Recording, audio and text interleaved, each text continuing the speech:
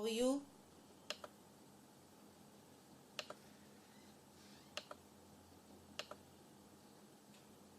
How about your homework, which I had given you for the last class?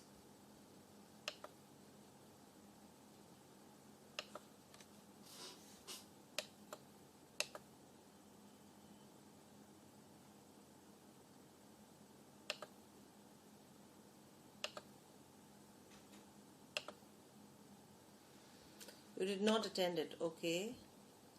How about Dipali?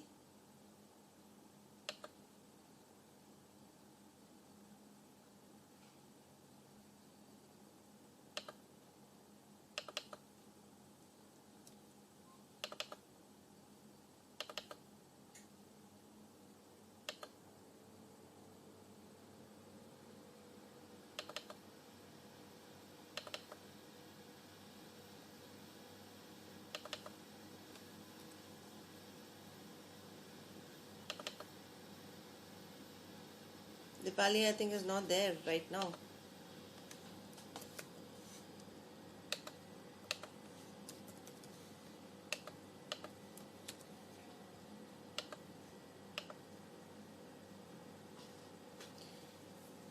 So, any questions so far, Nikhila? Any doubts? Have you been studying working capital management for the test?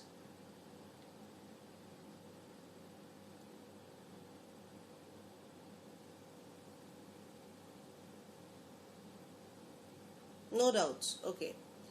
So today I'm going to start with you security analysis and portfolio management. A new topic, very interesting, but a subject in itself.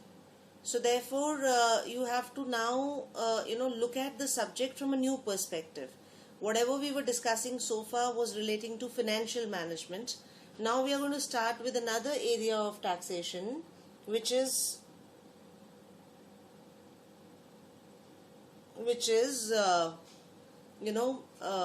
security analysis and portfolio management. I think Dipali has sent me the answer on WhatsApp right now.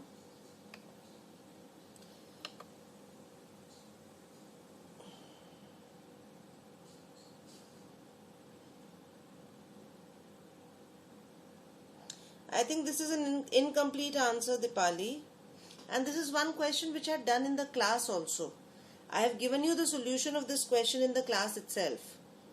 And the solution which has come to me from your side, it includes factoring commission and interest charges.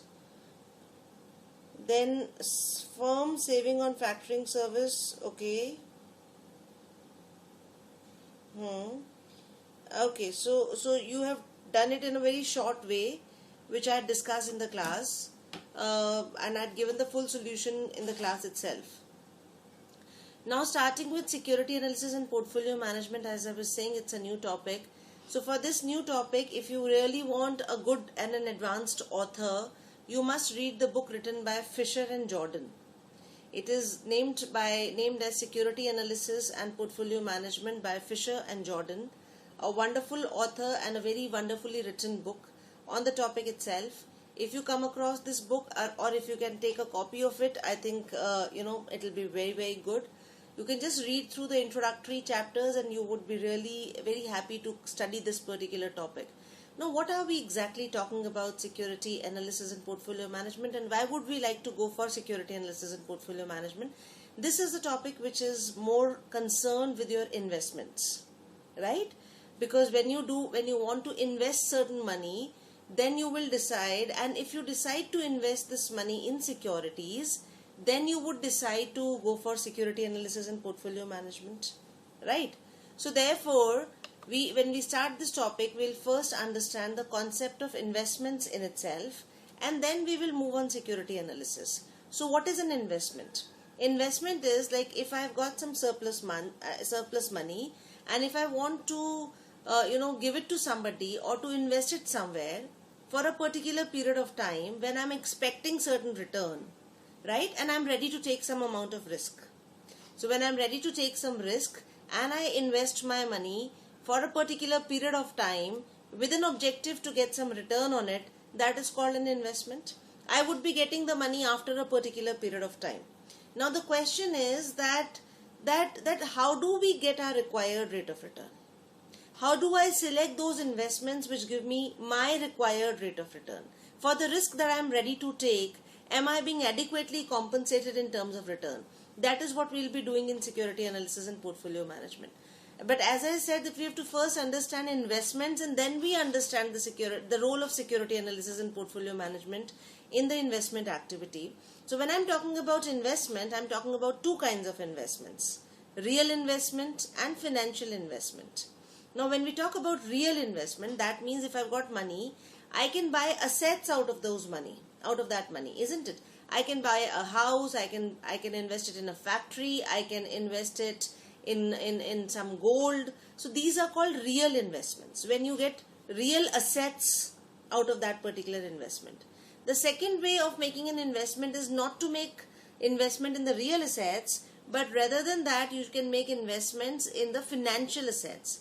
That means you can buy bonds, you can buy securities, you can buy equity shares, you can buy treasury bills, you can buy debentures of the companies, and thereby you're giving your money to the company, and the company is collecting money to make some real investment, right?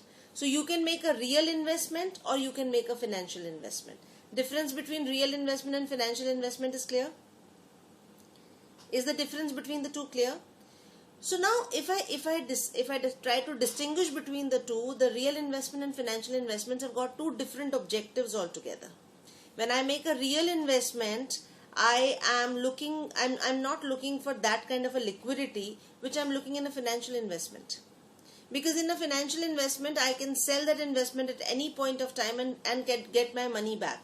But when it comes to real investment, it becomes at times very difficult to liquidate a real investment. Like if you decide to invest it in a property, it takes some time because there is no liquid market for buying and selling the properties. So we need to have in the real investment, liquidity is lower.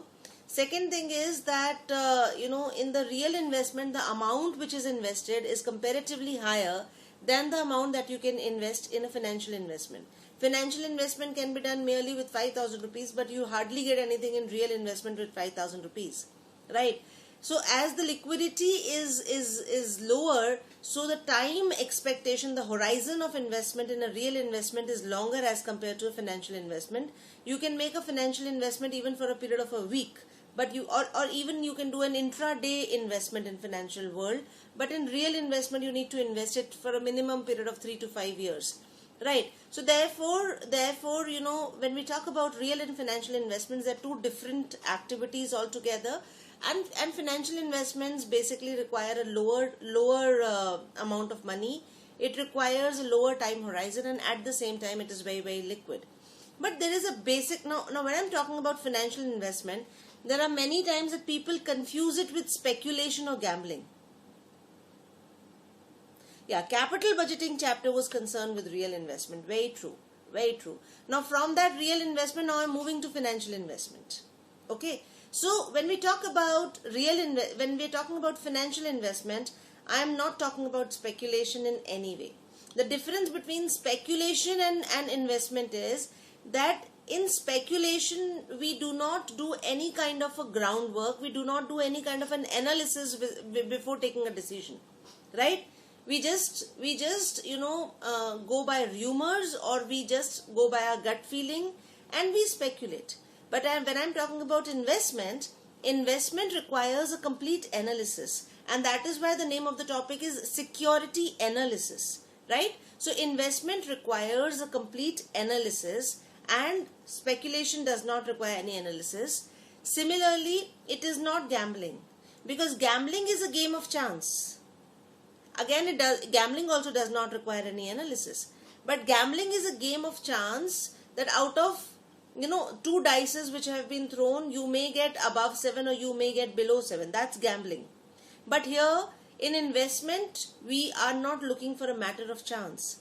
We are taking a very, very calculated decision to get returns in future, right? So it is not gambling, it is not speculation, it is investment, which is going to be supported with a lot of analysis, with a lot of expectations, with a lot of calculations and pre-decided time and you know, risk and return criteria. So when we're looking at investments, we would be the constraints, but still there are various constraints in investments as well.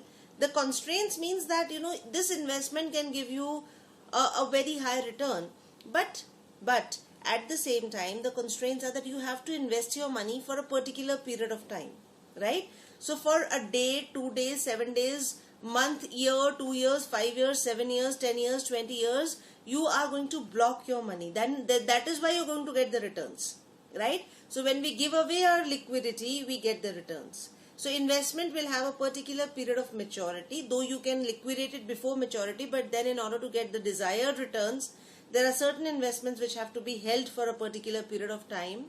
Then, you know, everybody has got a different requirement. So many a times there are people who require regular income. Investments, in general, in investments we expect capital gains, but still in investments you can also get a regular return in terms of interest, in terms of dividends also. So these are, you know, thereby we will have different kinds of investments that we would be talking about. We would be having different kinds of investors with different kinds of risk tolerance levels. There are some people who make investments only from taxation perspective. Many a times you would see people buying national savings certificates or Kisan Vikas Patra. This is an investment, but the investment is from the perspective of tax liability that they're doing. So from the perspective of investment, rather I would like to divide the investors into 3 categories. The investors can be considered as aggressive investors, conservative investors, and balance investors. We've got 3 kinds of investors. An aggressive person, an aggressive investor is a person who takes high risk and expects higher return. This is the investor who generally expects returns in form of capital gains, right? He does not require a regular income. He's looking for a very high return and he's ready to take a high risk. Then we have a conservative investor. A conservative investor will take a low risk and is happy with a low return. In most of the situations, he is looking for regular income in terms of interest and in terms of dividends, right? And then we have a balanced investor. He's looking for safety, yes. Then we have a balanced investor who is ready to take some risk, He takes some risk and expects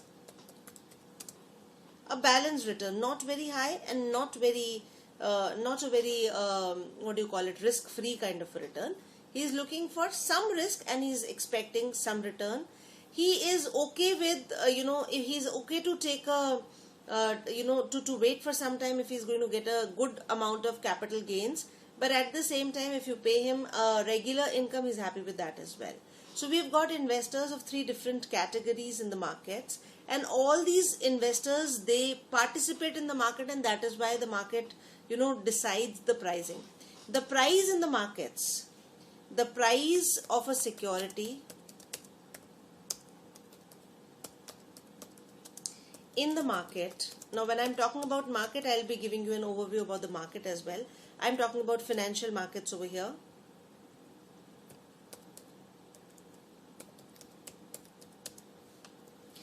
The price of a security in financial markets is going to be decided by the forces of demand and supply. Though we would be talking about various other approaches to calculation of prices as well, but in most of the situations we'll come down to a situation of demand and supply only. Okay. Now, when I'm talking about financial markets, I am including in it various markets. In financial markets is a very broad term. It includes various kinds of markets like capital markets, money markets. Anybody else who wants to add to it? Government securities market.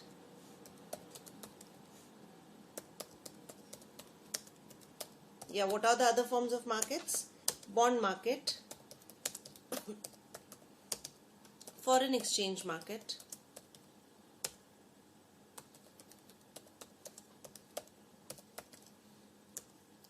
derivatives markets, commodities markets, very good, derivatives market, commodities market, right? So there are various markets which are included in the term financial market. Now when we talk about mutual fund is a part of capital markets only. So what is the differences between these all markets, and how are these markets working? See, these markets are nothing but they are like sabzi mandis. You go to a sabzi mandi, right? So in a sabzi mandi you buy and sell vegetables. There are people who sell, there are people who buy.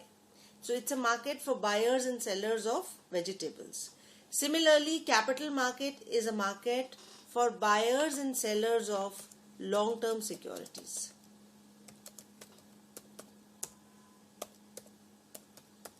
When I'm talking about long-term, I am talking about equity and bonds, right?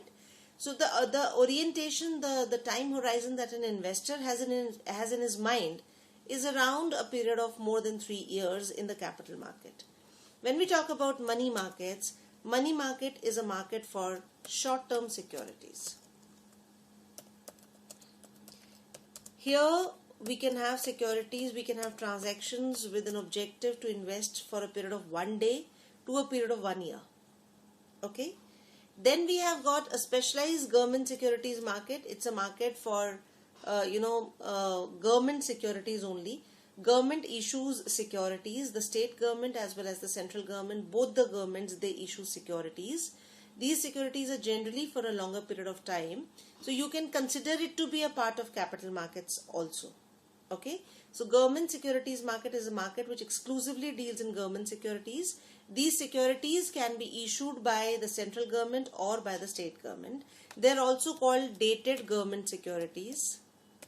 Why they are called dated securities? Because the date of maturity is written on the securities itself, and they are also called gilt-edged securities because they are secured by government guarantee, and that is why they are called gilt-edged securities. Is the point getting clear? National savings certificates are not considered as securities. Now, why they are not considered as securities here?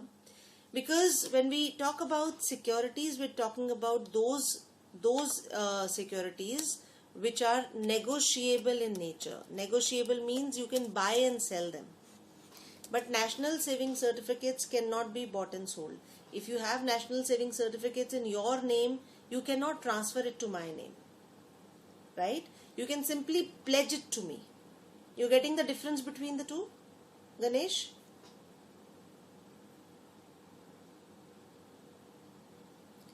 So a national savings certificate is not a security. Similarly, the Kisan Vikas Patra, very true. So these are not considered as securities in the securities market because you cannot buy and sell them. We're talking about those securities which are negotiable in nature. Okay. Similarly, we've got the bond market. Yeah, those which are not transferable are not considered as securities over here. Now we come to the bond market. In the bond market, we buy and sell corporate bonds, right? This market is not very developed in the Indian conditions, but some of the countries like Japan, they have got a very good bond market. But in India, this market is yet to be developed to the stage that we're expecting. Then we have a foreign exchange market in which foreign exchange is bought and sold. Again, it is not a part of financial market because it is a part of financial market, but it is not a securities market because foreign exchange is not a security. But then, foreign exchange can be bought and sold, and that is why it is called a part of financial markets. It is a market in which foreign exchange is bought and sold. Then we've got a derivatives market in which derivative securities are bought and sold. And then last was the commodities market in which the commodities are bought and sold. Okay. So these are various kinds of markets that we have in the financial markets. But in the objective of the investor when they invest in all these markets is to earn profits, is to get the returns. Okay. By taking some amount of risk, they want to get the return. So now what we have to do, the fundamental principle is you take a risk and you get the return, right? You take the risk and you get the return. But then, in some way, what as an investor, or as an expert in the financial markets, what I want to do is, I want to minimize the risk and maximize the return. Right? I want to minimize the risk and I want to maximize the return. The mantra for minimizing the risk and maximizing the return is diversification. I generally give a very, very, a very simple and very, a very lay example in this, which many a times some of my female friends are very easily able to understand. See, in our home, we keep supports, we support staff in terms of maids. There are people who keep 2 maids. Now, why do they keep 2 maids? And they pay them also the same amount, right? So, if I have to keep 1 maid, I have to pay her 5,000 rupees, rather than keeping 1 maid for 5,000 rupees, I will keep 2 maids. To one I will pay 2,000 rupees, and to the other I will pay 3,000 rupees. Why would I do that?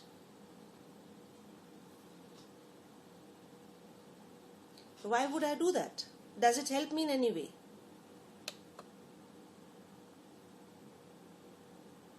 Division of work is okay. If I pay, then they will come to me. Yeah, this is the idea, Ganesh.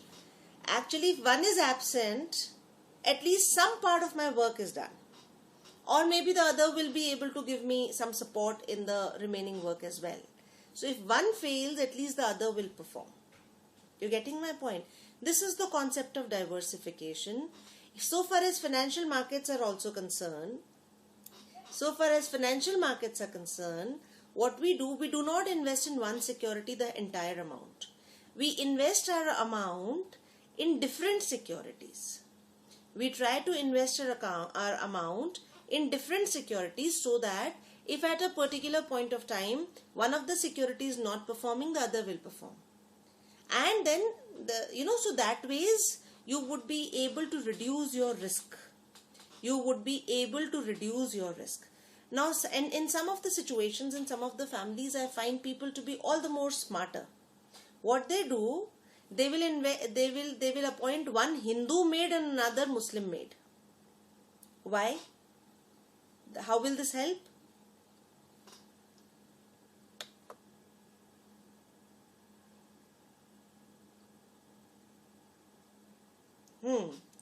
Yeah. So that means that when the Hindu maid will take a festival chutti, the Muslim maid will work, and when the Muslim maid will take a festival chutti, the Hindu maid will work. So similarly, in the concept of financial markets, we try to invest in those securities which are negatively correlated with each other. Right? So it should not be, the investment should not be in 2 securities which move along with each other. Rather, we should try to invest in those securities which are negatively correlated with each other. So when one is performing, the other may not perform. And when the other is performing, the first one may not perform. So you're getting my point. This is called the concept of diversification and creating a portfolio. By creating a portfolio, right, we are able to reduce our risk by using the concept of diversification. Is the point getting clear?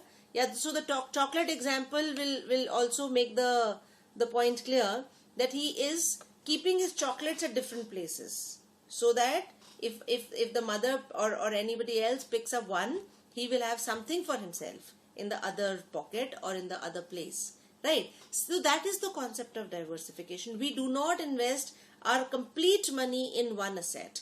We try to diversify our investments in different securities, and thereby we combine them in a portfolio.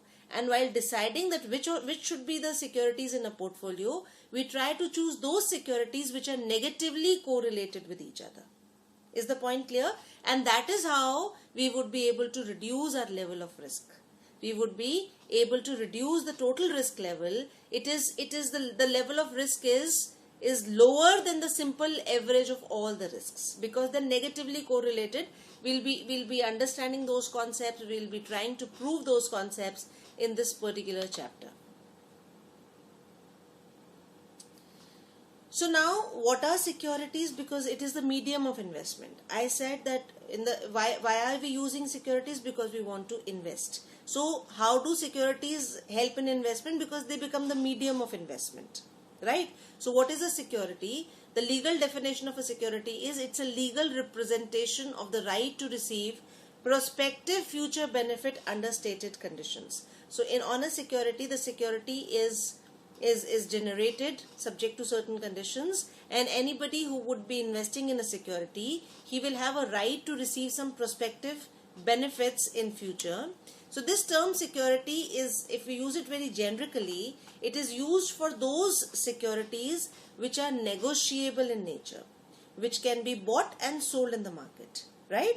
In generic terms, I'm not talking about a legal definition over here. In general language, we use the term security for those kinds of documents which can be bought and sold in the financial market. So you can have gilt-edged securities, which I was discussing with you, which can be in form of treasury bills, which can be in form of dated government securities, or it can be semi-government dated securities which are issued by the state governments, etc. Right? Or you can have certain securities in form of corporate debentures, which can be mortgage debentures, or that means secured or unsecured debentures. Now in India, we cannot issue unsecured debentures. It can be registered or bearer debentures. Again, in India, you cannot issue bearer debentures. You have to issue registered debentures only. Or it can be convertible and non-convertible debentures. And I think in India, again, we have to issue, there are certain industries in which you have to issue only convertible debentures, but non-convertible debentures can also be issued.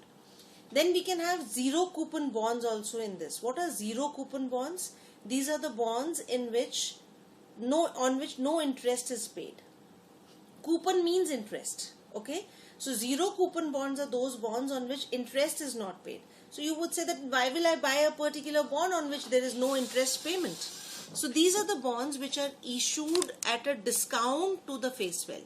That means that when these bonds are issued, supposing a 100 rupee bond is issued to you for rupees 95, and then no interest is paid to you, at the time of redemption 100 rupees will be paid to you.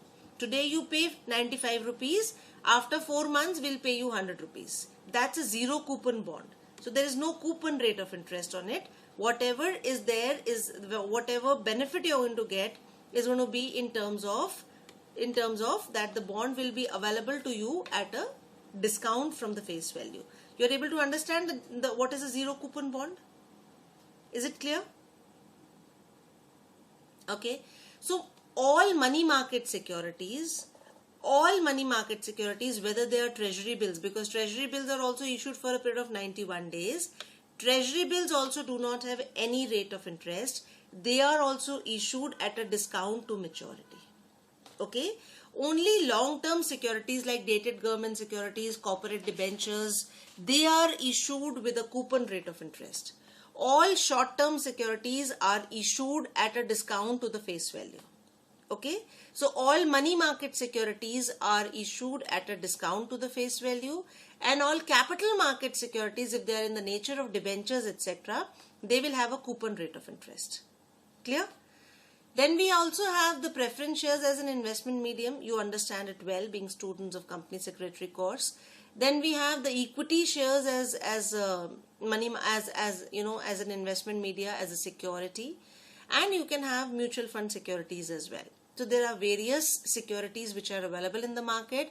We will have to choose from considering our investment objectives that which particular security should be invested in and which particular group of securities should be invested in.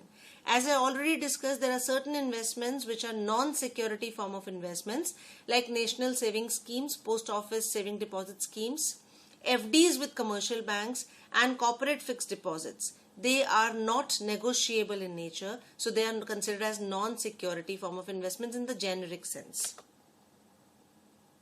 This all is not contained in your study material.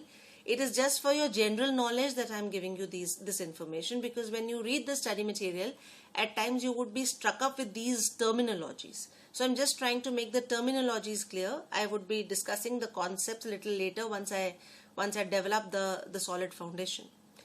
So in in this particular, if you want to make an investment and you want to invest in securities, you will be investing it in the securities market, right? So as I discussed with you, you can have the capital markets and you can have the money markets. Both of them are securities market. A market is a place where the buyer and the seller are meeting, right? So these markets can be divided into primary markets and secondary markets. Primary markets are those markets in which the companies come up with the public issue, and secondary market is a market in which those who already have the shares in securities, they can go and buy and sell their shares. So in the capital markets, the secondary markets are in form of National Stock Exchange and the Bombay Stock Exchange, right? These stock exchanges are the secondary markets, right? And when the company wants to come out with a public issue, it is called a primary market, from where the company collects the money. Now looking at the investment process, now you know that where can I go to invest in the securities? These are the financial markets, that the securities market prima facie, and what are the instruments that I have to use are the securities. Now let us start with the investment process. If I want to invest my money, then what is the process of investment? First of all, you will have to decide how much of money you want to invest. For how long do you want to invest? What are your expectations in terms of return?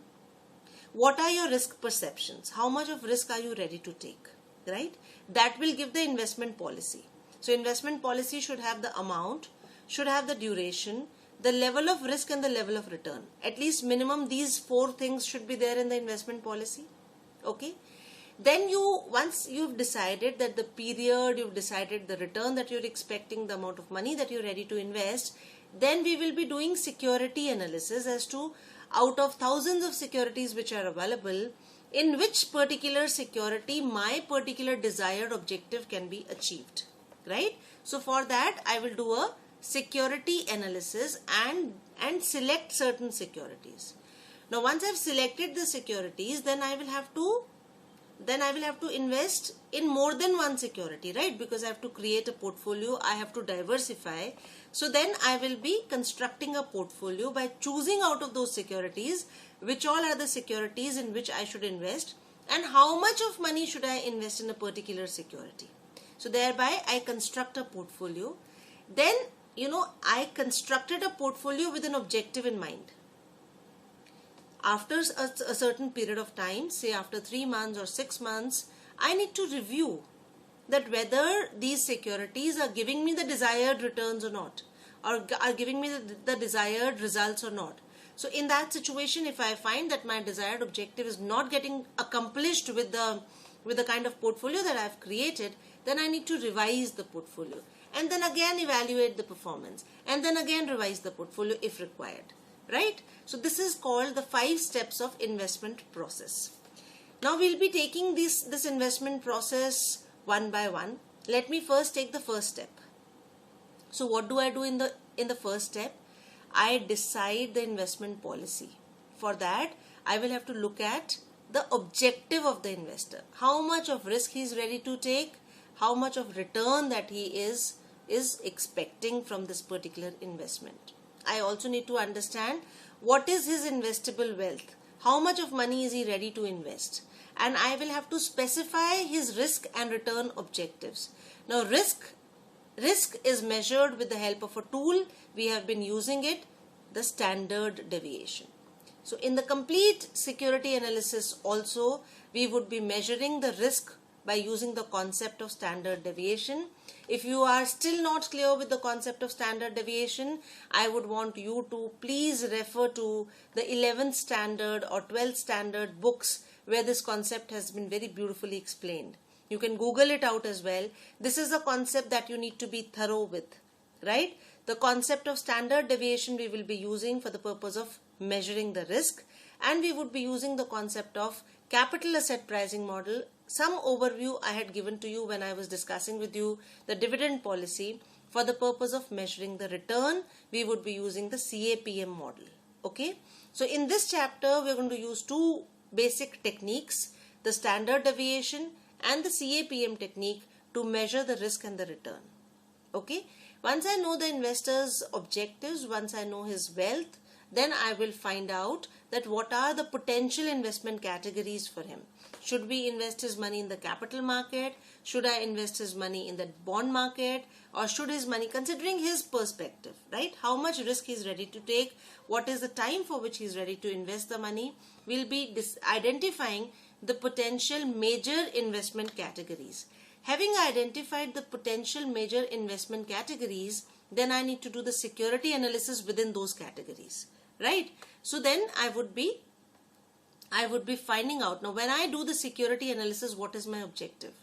I want to find out the mispriced securities. What I want to do? I want to find out the mispriced securities. Now, why I want to find out the mispriced securities? Because if a security would be undervalued,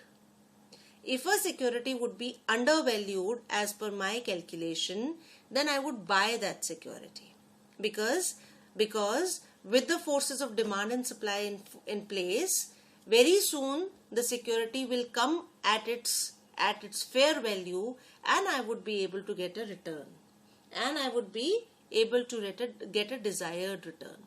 So if the security will be undervalued, I will buy it. If the security will be overvalued, I will sell it. The point is getting clear? If the security will be undervalued, I would be buying it. If the security would be overvalued, I would be selling it. But for that, I will have to do the valuation. As per me, because for every individual investor, the value of the security will differ. Isn't it? For me, like, when we do a kind of a bidding exercise or whatever, there is a property. Now, everybody is bidding. Somebody is bidding for 1 crore, another one bids for it for 1 crore 25 lakhs, the third one bids for 1 crore 50 lakhs. So for every individual investor, the price of a security is different, right? To me, it seems that this particular property is undervalued for 1 crore of rupees. For you may feel that no, it is at a fair value. It's not undervalued, right? So every investor will have his own understanding about the pricing of a particular security. So to you, if it is undervalued, then we would be looking at it from the perspective of investment analysis using the techniques that we have. So as per investment analysis, if it is undervalued, then we suggest that you buy it. If it is as per investment analysis overvalued, then we suggest you sell it. Now in the markets, it is construct in real sense means diversity. Construct a portfolio means create a portfolio. Okay? Is it not standard? No, there cannot be any standard. Dipali, just try and understand that whenever we do a valuation, we are using a rate of discounting. Right? We are using a rate of discounting. Generally, our valuation kaise karte ho? So my discounting rate and your discounting rate is different because I am doing discounting at my required rate of return. You are doing discounting at your required rate of return. Right? And the market settles based upon the demand and supply. So the majority of the investors, what is their required rate of return? That will determine the fair price of a particular security. Now, before I go further, I will also like to give you the differences between certain terminologies: fair value, market value, book value. You might have heard these terms very regularly, right? Market value is the price which is prevailing in the market. Market value may or may not be a fair value. Right? Because at times you say that, the real estate prices are inflated in the market. You hear these kinds of news. The property prices, they need to be corrected in the market. That means the market price is not the fair value. Market price is the price which is prevailing in the market. Fair value is the price which is based upon certain fundamental concepts. Right? On the basis of certain fundamental concepts, when you do the valuation, that is called a fair value. That you can say that, this is based upon the present value of future cash flows. This can be based upon certain discounting techniques, but this is the fair value. This is based upon certain fundamental techniques. And book value is the value which is calculated using the book value of the assets and the book value of the liabilities. So the differences are clear?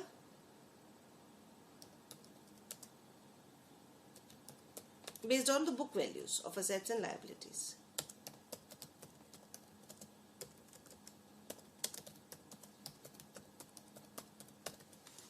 Okay. So here we need to find out the mispriced securities, and for that we have to do the fundamental analysis. We have to find out the value, right? And then compare it with the market value. So if the fair value as per me is lower than the market value, in that situation I should sell it in the market because the securities would come down, right? Because fair value as per me is lower than the market value. But if fair value as per me is more than the market value, then I should buy that security, right? So I have to compare the current market price to the true market value or the fair market value, right? And then I will identify the undervalued securities and I would suggest buy those securities. And that's what you see it on CNN, IBN and many other financial market channels coming every day, where they say that, this security is underpriced and you should buy it and hold it for this much period of time, and then you would be expecting this much of a price for those securities. So all this is based upon security analysis only. So now, having identified certain securities, what we do, we decide that how much proportion should be there in my portfolio of a security X, security Y and security Z, right? And then I construct a portfolio. Construction means I create a portfolio by deciding the proportion of individual securities in my total investment. Okay. So when I am deciding upon constructing a portfolio, I have to address three issues. Yeah, it's like basket trading only. This term basket trading has come up from the concept where we say that if you want to take eggs, if you want to move eggs from one place to another, we suggest do not keep all your eggs in one basket, right? You keep them separately. That's what is based upon the concept of. So do not keep all your investment in one security.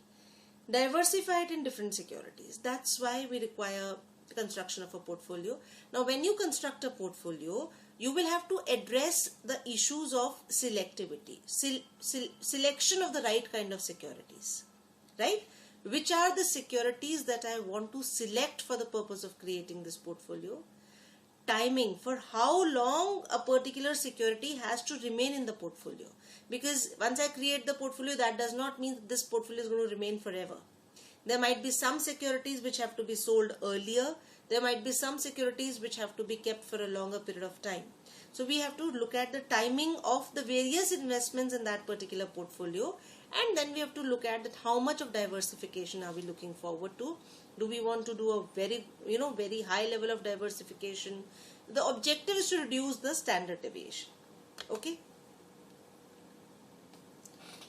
Now I have to periodically revise my portfolio. So I have to periodically see to it that my portfolio is giving me the desired returns. If it is not giving me the desired return, then I may increase some securities or I may decrease some securities. I may delete some securities and I may add some new securities. So I will have to continuously keep on reviewing my portfolio, revising my portfolio, evaluating my portfolio from the perspective of risk and return. Okay. Now again and again I am talking about risk and return. So what is risk? What is risk? Okay, I ask this question to you first. What is risk? Identifying a set pro of wealth mean in which the invest money will be put. Identifying assets means identifying securities. Assets here, because they will become your assets, right? If I have invested my money in a particular security, that becomes my asset. That becomes an asset for me. Okay? Now, my next question is, what is risk? Risk क्या होता है?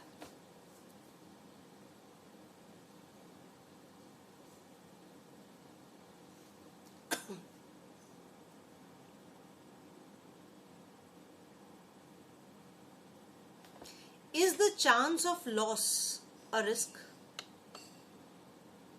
Exposed to danger. Is the ability to face uncertainty? No.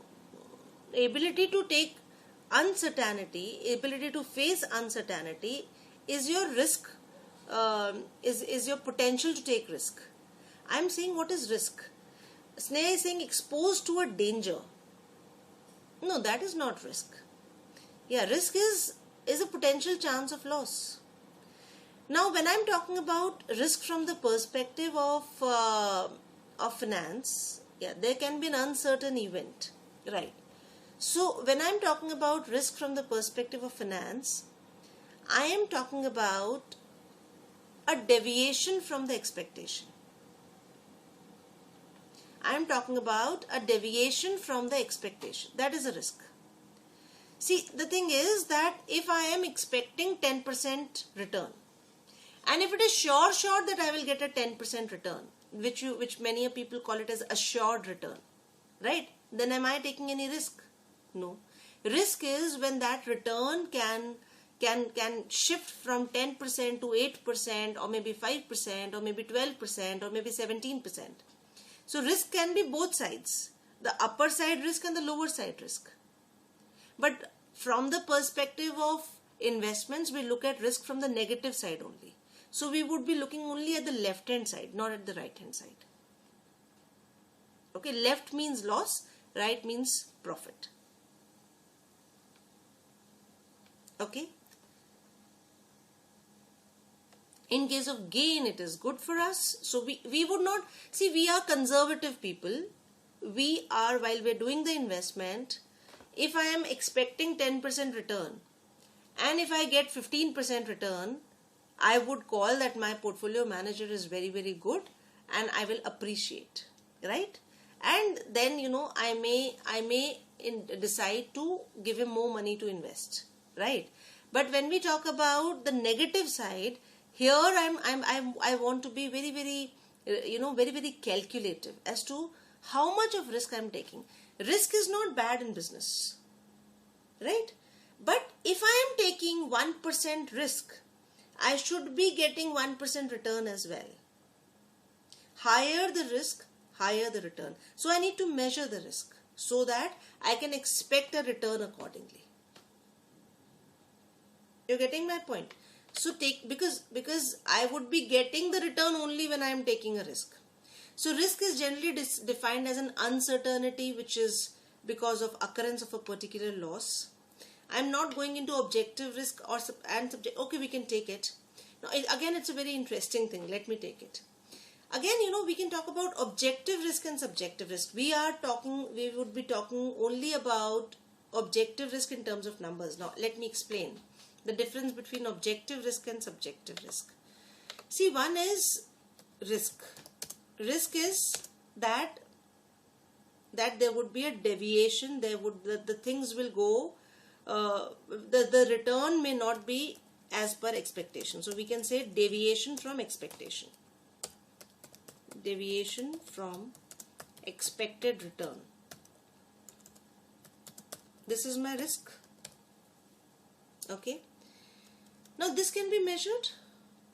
This can be measured. If my expected return was 12% and if I'm getting 8%, that means this risk can be measured. Any risk which can be measured is called objective risk. But then there is something called subjective risk.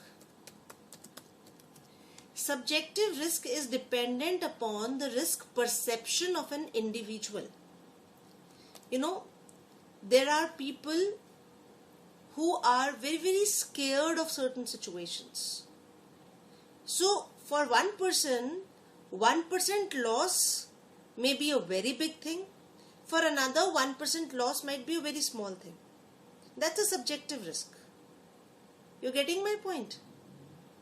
For one person, if it is cloudy, he will say that the weather is very good. For another, it would be there are high chances of rain.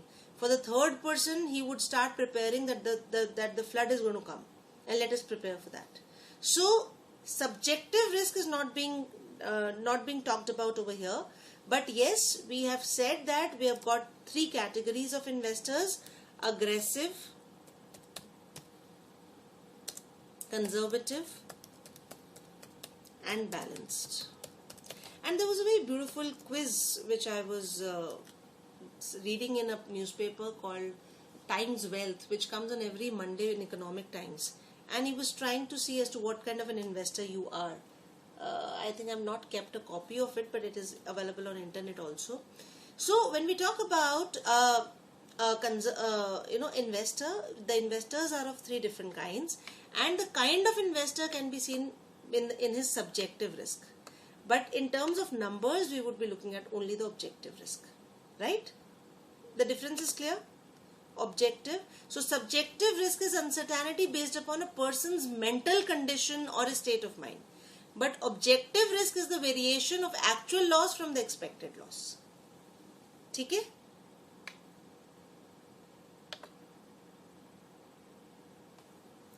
In the financial markets, we take various kinds of risks because financial market is a market for getting returns, so we need to take a risk. So there can be an interest rate risk. That means, what is an interest rate risk? On what kind of securities do we have interest rate risk? Any idea? What is interest rate risk? And who faces this interest rate risk?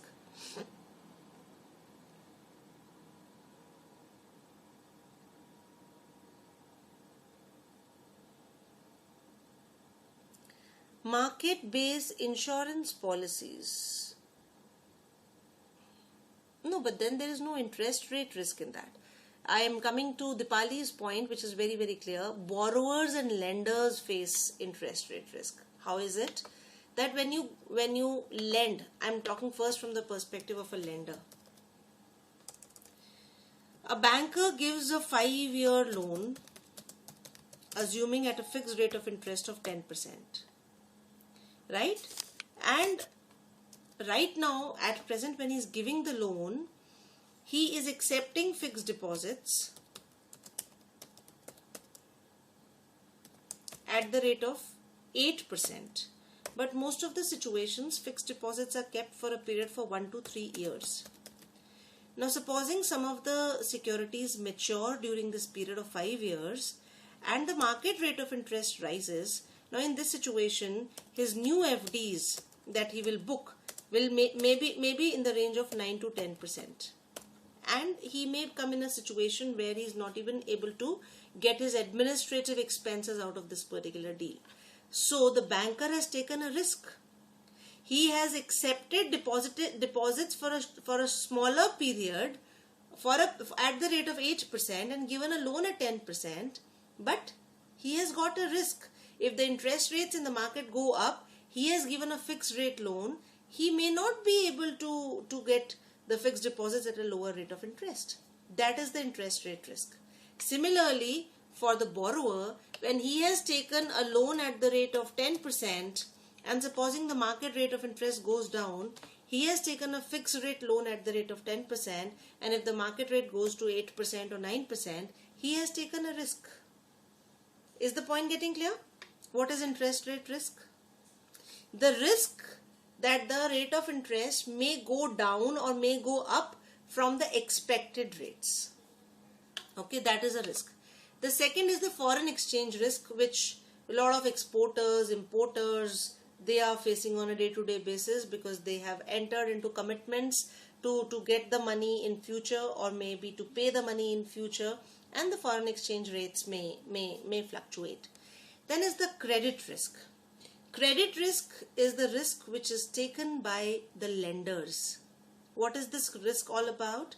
That I have lent the money, I have given the money to somebody, someone has borrowed this money from me, and if he decides not to, if he does not repay the money, we do not call it a bad debt. Bad debt is a term which is used for debtors, when the debtors do not pay. When the borrowers do not pay, we call it a non-performing asset. So the difference between the two is clear? Okay. So a borrower may not repay the money, that is my credit risk. Next is the market risk. Market risk is because the price of the security may come down, right? I have purchased a security for 100 rupees expecting that it will go to 150, but the security comes down to 90 rupees. That's the market risk because of volatility in the market prices of certain assets. Then you have a liquidity risk. That is where, you were talking about some life insurance policies, etc. Supposing you want to get your money back, but you cannot sell those investments. That's a liquidity risk. The investment is not very liquid. And because the investment is not liquid, so whenever you want to encash it, you're not able to do it. That's a liquidity risk. This also happens when we invest in some of the very small cap companies. And later on we realize that these companies have... there are no buyers for the shares of these companies, and we face a liquidity risk with respect to these investments. Then there can be a political risk. Political risk is the risk because of a political system of a particular country. At times, there can be a political unrest, or there can be a coalition government coming up, or there might be certain situations of emergency in a country. And because of that, the complete financial markets get disturbed. So that's called a political risk, right? You can add to it various other risks as well. This is a very small list of the various kinds of risks which are prevailing in the financial markets. And because we take these risks, so we expect a return, isn't it? Wherever there will be a risk, we would like to get it compensated by a return. Now, because we've got various kinds of risks, if I look at it purely from the risk management perspective, not from the return perspective, in that situation, because one is that we want return, but at the same time we want to reduce the risk, right? So if I look at from the perspective of reducing the risk, I will be dividing these risks into these investments into 4 categories.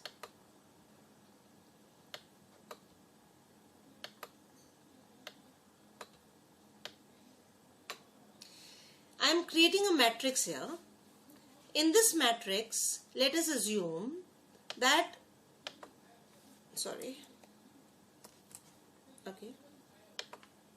let us assume that this axis is showing you severity of loss.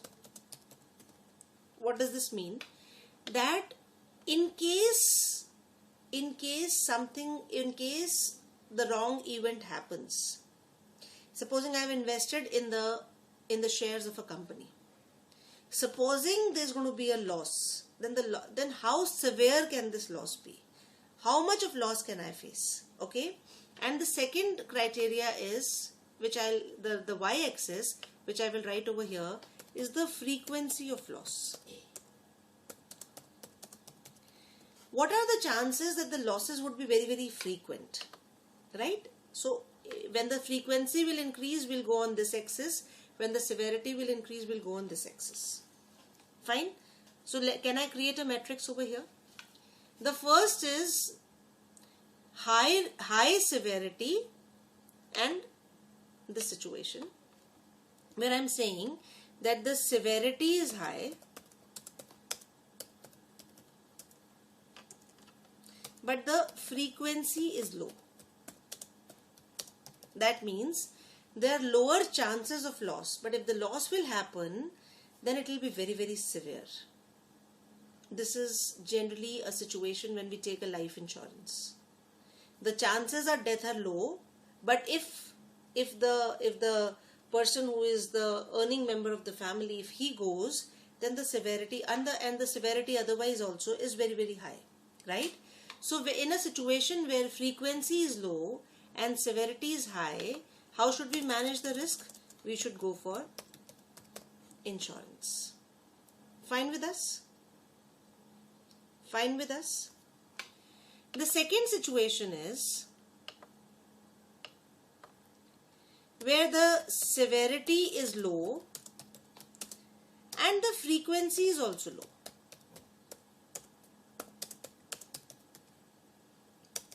If the severity is also low, that in case there is going to be a loss, the chance of loss is very low, and in case there will be a loss, then the severity is also low, we'll say retain this loss, don't do anything, you know, retain this risk. इतना risk तो इंसान को life में लेना ही पड़ेगा ना, कि भाई आप सड़क पर जा रहे हैं और आप अपनी जगह पे पहुंच जाएंगे, आप गली मोहल्ले में घूम रहे हैं. So in that situation the frequency of an accident is also low, and अगर कहीं कोई किसी का पैर वैर फिसल भी गया तो नुकसान भी ज्यादा नहीं होगा. So we say retain this loss, right, retain this risk, not the loss. Retain this risk. Do not do anything in this kind of a situation. The third situation is where the frequency is high but the severity is low. ये कैसी situation है? This I generally give an example of a grocery store. यहाँ पे क्या होता है कि अगर कोई देखने वाला नहीं हो तो बहुत से लोग छोटे छोटा सामान उठा के ले जाएंगे. So severity is low but the chances of people picking up small things is very high, right. So in this situation the risk management can be by way of loss control. तो यहाँ पर आपको technology use करनी चाहिए. What you should do, you should put up CCTV cameras, or you can put up, the barcoding systems or security systems, so that this kind of a loss can be avoided, right? Try to avoid this loss by going for risk control techniques. Do not avoid it completely. You can use the risk control techniques over here. The fourth situation is where frequency is low. No. Frequency is high and severity is also high. Yes. यही fourth situation रह गई हमारी. Frequency is high and severity is also high. What we will say? Do not do this work. जहाँ पर frequency भी ज़्यादा है, severity भी ज़्यादा है. Like we say that while you are driving on a highway, do not drive very fast. Do not do drink and drive on a highway. Because the frequency otherwise is also very high, and frequency of an accident in such a situation is very high, and if an accident will happen, the severity will also be high. Do not do those kinds of activities. Is the risk matrix getting clear? Now you would question me that, ma'am, in case of situations where we are investing in capital markets, how do we handle the risks? How do we handle the risks? In the capital markets, we would be using this combination of risk matrix, but in most of the situations where the frequency is low and severity is high, in the capital market, we would be going for hedging techniques.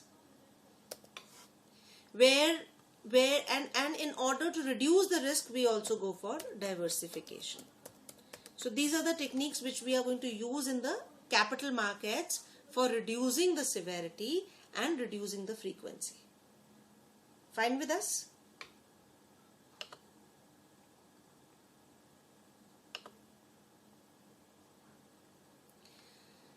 Another technique which why we call it as an investment, and we do not, in the fourth situation, what to do not take the risk. If the frequency is also high and severity is also high, do not do that business. Avoid it completely. Okay? Now, because we are saying that financial investments are such that where we can analyze a situation, we need to take a very conscious decision. So we need to also do loss forecasting. We have to forecast the loss in advance. We have to predict the loss. That what can be the maximum loss? What can be the maximum loss? And we should be prepared for that. Right? So this can be done through various techniques. We would be discussing in the next class about the probability analysis. We would be discussing as to what are the chances of loss and how much can be the loss in a given situation. That we can do with the help of probability analysis, which is a very simple technique. We can also use regression analysis, but for that we require to create a computerized model. So this is outside the scope of your particular course curriculum, which you might have done in your statistics, etc. So you can create a regression model and you can do the forecasting of the losses based upon by deciding various variables, right? So you can do a two variable regression analysis, or you can do a multivariable regression analysis as well. The third technique is forecasting based upon loss distribution. So again, it comes from probability analysis and frequency distribution, which I would be discussing with you. So probability analysis and loss distribution, both are the techniques that we're going to utilize for the purpose of loss forecasting in this particular course. But at the same time, generally when we do the forecasting, it is based upon the historical experiences, because we cannot forecast anything without any support, and support we get from the historical evidences only. But please be very, very careful. Whatever we are forecasting is based upon the historical data, and it is not a guarantee that losses will follow the past trends, but still the chances are very, very high. So all the forecasting that we are going to do, that will be based upon the past data only. So when we do a probability analysis, we just try to assign the individual probabilities to various events. We try to divide the various kinds of the event into lot of exposure units, and we try to find out by using the probability analysis as to what kind of scenarios can exist out of a particular situation. I would be doing it with the help of examples here. Regression, I've already discussed with you that we can have 2 or more variables, and then we can predict the value of a particular independent variable using some of the dependent variables. And the loss forecasting with the use of loss distribution table again uses a probability distribution only, where we will be doing the concept of value at risk. Now, when we talk about risk coverage, as I said that we can take various kinds of risks in the financial markets. As I've already discussed with you, for one way of covering risk is taking insurance. But in the financial markets, we take various risks for which insurance is not available. We are going to talk about the risk that we are going to take by buying certain securities, by investing in certain investments. So there is no insurance which is available for the investment markets. Here we will have to do the risk management by using the various techniques of loss forecasting and taking the concepts of, as I've discussed with you, hedging. We can use derivative instruments. We can use hedging कर लिया, derivatives कर लिया, and we can use अभी मैंने क्या बोला था? Diversification. Yep. So we can use diversification, we can use derivatives, we can use the hedging techniques in order to manage our risk in the financial markets. There is no insurance. Okay. So I am going to close it over here, because in the next class I just gave you an overview of the topic today. In the next class I would be discussing with you the tools and techniques of risk management. And for that, ma'am, then where do we use speculation? Speculation is something that we are going to use, that is not the method used by an investor, right? Speculation is something which is for those who do not do security analysis.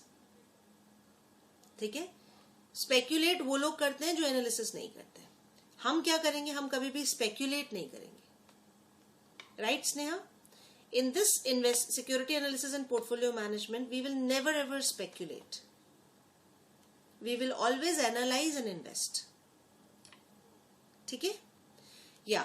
Coming to your FTFM homework, I have already seen Dipali's homework. Dipali has done that question. Credit policy is correct. Right?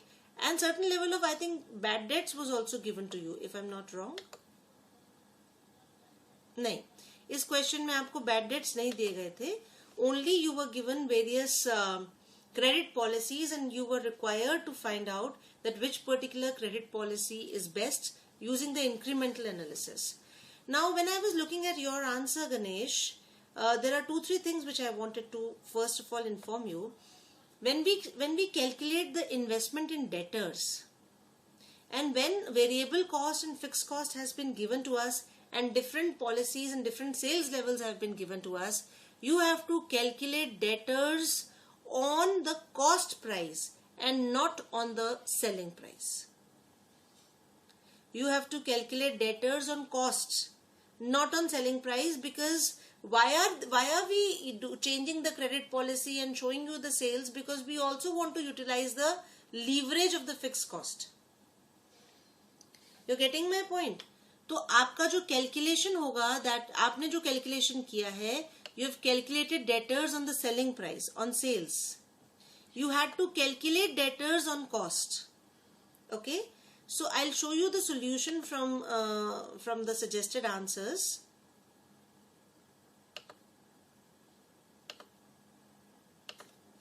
In this,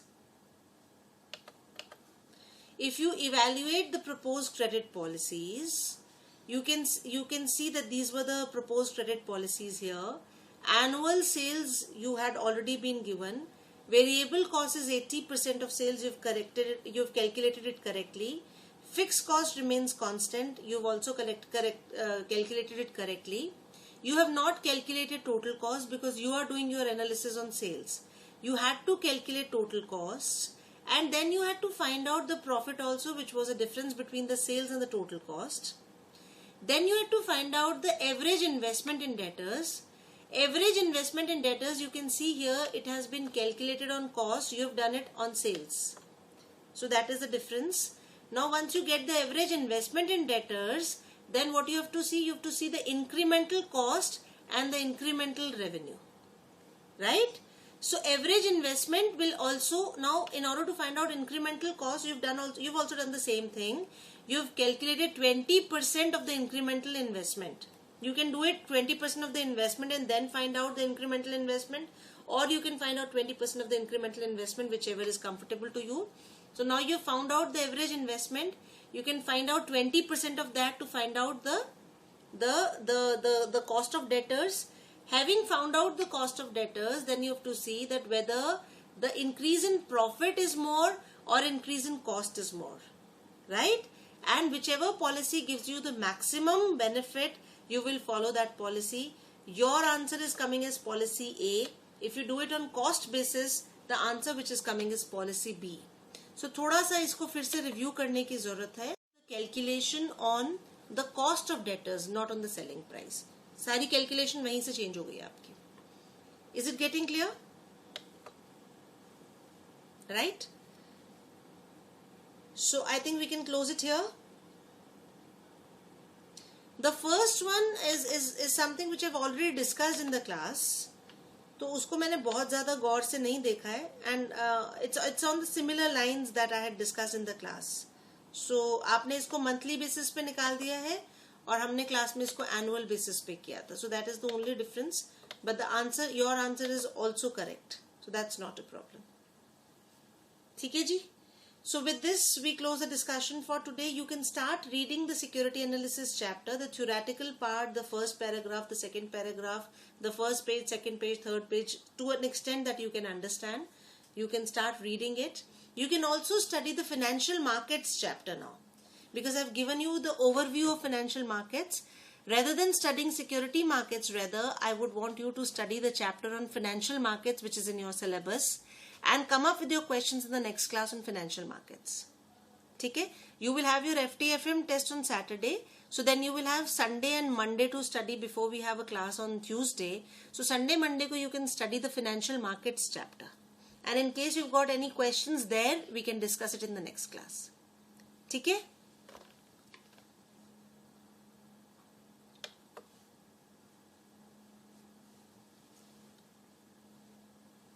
Yeah, exam preparatory will be full working capital.